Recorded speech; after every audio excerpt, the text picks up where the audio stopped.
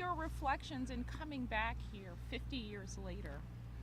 It's amazing 50 years later to see that this town, which was the focus of so much racial discord, is now a town with the majority black population now has a majority of black people in elected office.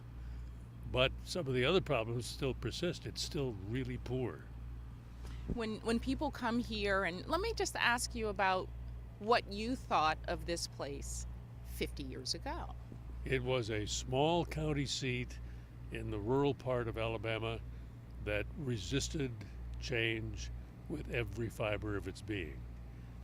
This was effectively segregated, even though that was against the law. People had the right to vote according to the 15th Amendment, except they didn't have the right to vote if their skin was the wrong color. And that was officially enforced here too, and sometimes brutally by a very mean sheriff. So it's really no accident that Dr. King and the movement chose Dallas County and Selma because they had an adversary in Jim Clark whose methods they wanted people to see.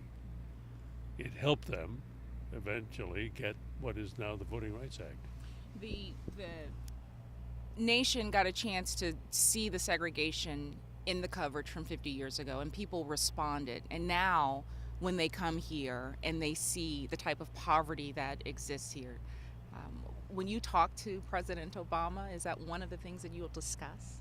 One of the things that we want to discuss with him is the situation in America now, 50 years later, after some victories have been won, like the one that was won with the Voting Rights Act, but what still remains to be done, as well as his attitude about race. He doesn't talk much about race, as you may have noticed.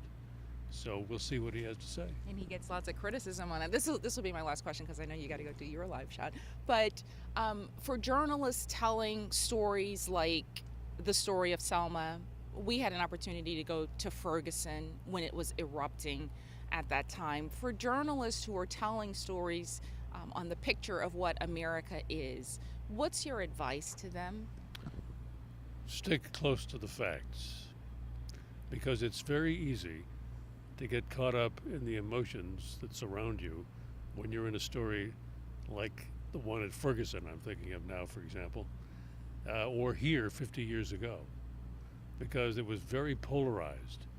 You had two sides that were just at each other like this, and you had to be careful to step back and not get involved with either side.